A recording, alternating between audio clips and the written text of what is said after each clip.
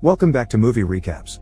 Today I will show you a fantasy, romance film from 1998, titled What Dreams May Come.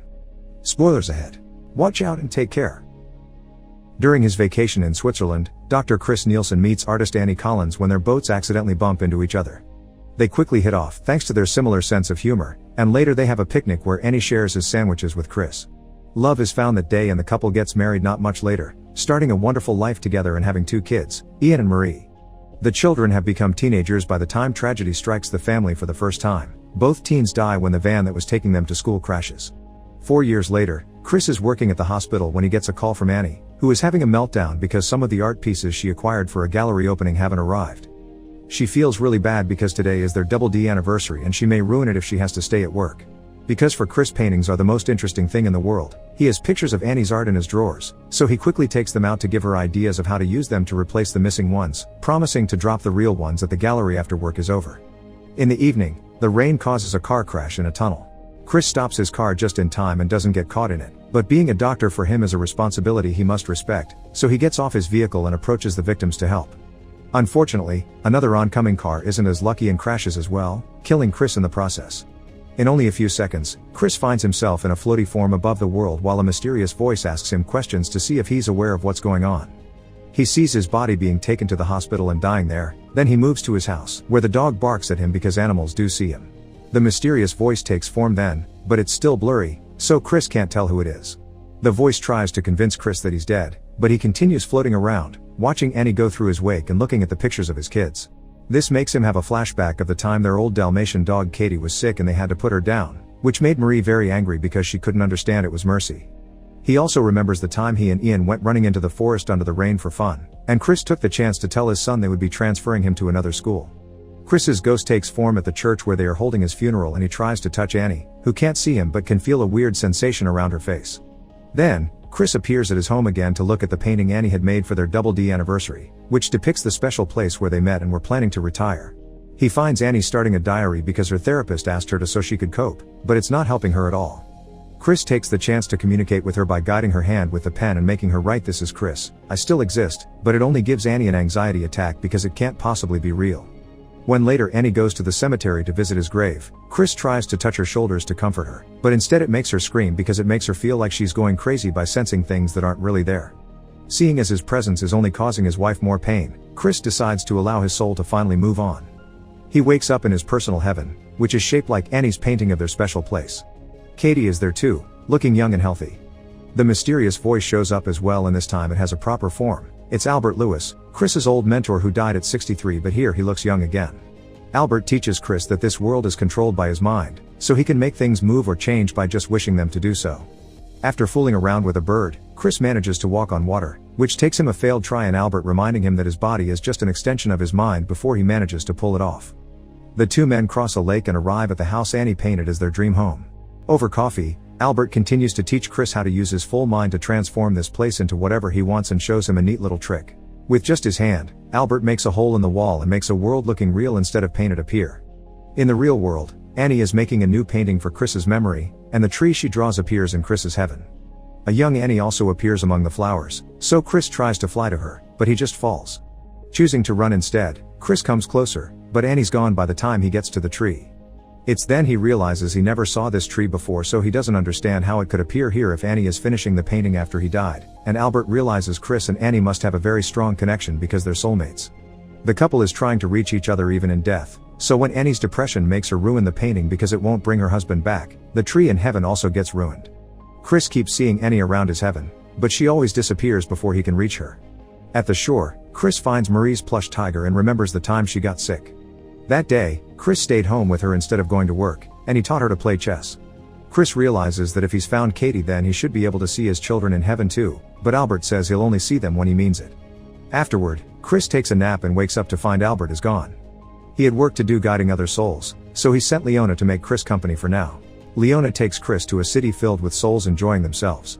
Meanwhile, in the real world, Annie continues to live with overwhelming guilt because she thinks Chris doing the favor of taking the paintings to her gallery was what put him at the site of the accident. It's the same guilt she felt back when her children died, thinking that if she had been driving she could have saved them.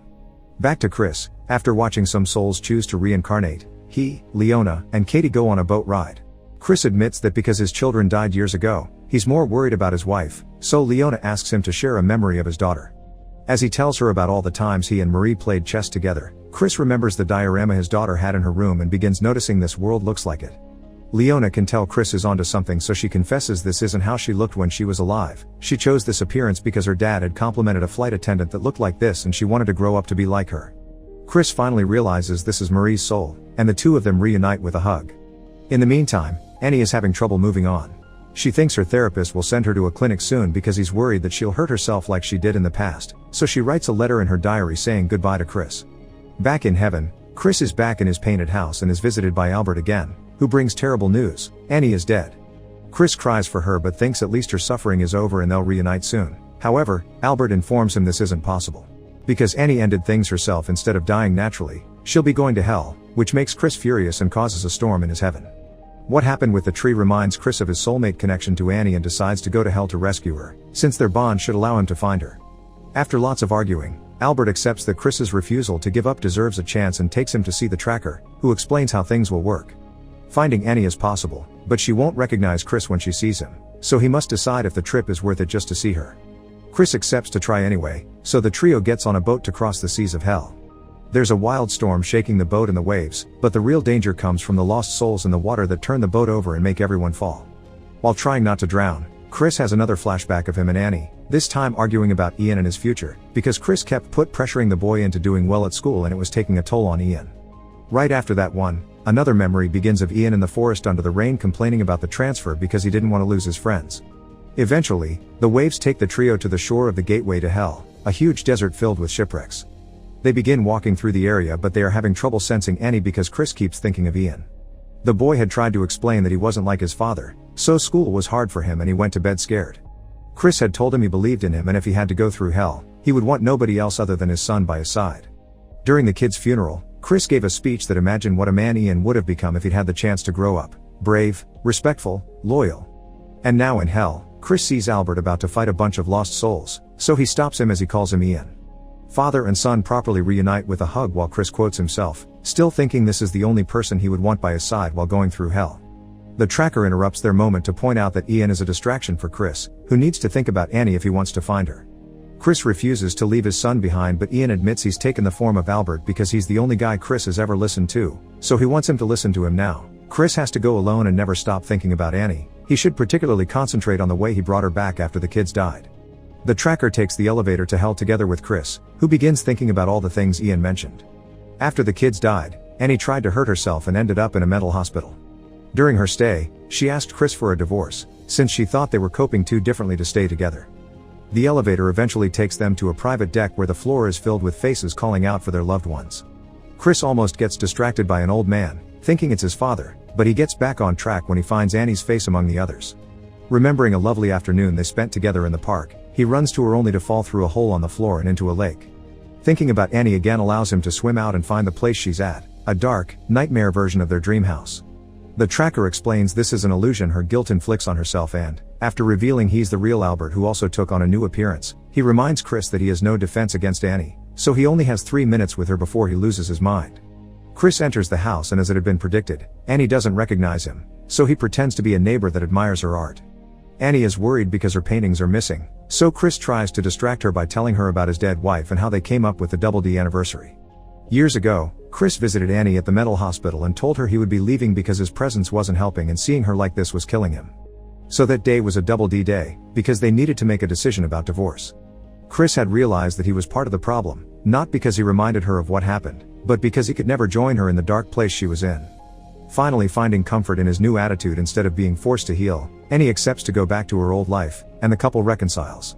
Current Annie thinks it's a touching story, but the woman still died, so there's no hope. Chris retaliates by explaining not giving up was only his own way to hide from the world and that his wife never was a coward. Seeing as she wants to see her family again, Chris makes Annie close her eyes and remember the day of her wedding, so he shows up in the memory too and tells him he's real. When Annie opens her eyes, she sees Chris and freaks out, thinking it's some sort of trick that haunts her. Chris doesn't have much time left so he tells her a few last words before leaving. He apologizes for all the things he'll never give her and all the times he failed her. He also thanks her for everything she's done for him. Afterward, Chris meets with Albert to tell him to go back alone and tell his children that he loves them but he won't leave their mother alone. Then Chris re-enters the house and finds Annie to tell her she shouldn't feel guilty because he forgives her and he'll stay an eternity in hell if that's what it takes for her to regain her sanity. As she begins to look healthier, Annie recovers her memories and Chris absorbs all her nightmares instead. Annie begins ascending to heaven, but she doesn't want to leave Chris behind, so she calls out his name and reminds him not to give up. After going through the lake again and seeing his life flash in front of his eyes, Chris wakes up back in his own heaven and reunites with Annie, Albert, Katie, and the kids. The family spends some happy moments together, but then Chris talks to Annie in private to ask her if she would like to be reborn together. Anne hesitates, but Chris explains the kids do want them to go, and he's sure they'll find each other again because they're soulmates. The couple kisses right before something extraordinary happens in the real world. A little boy's toy boat accidentally bumps against the one belonging to a little girl, and this girl decides to share her sandwiches with him. Make sure to subscribe and turn on notifications so you can watch more videos like this. Thanks for watching.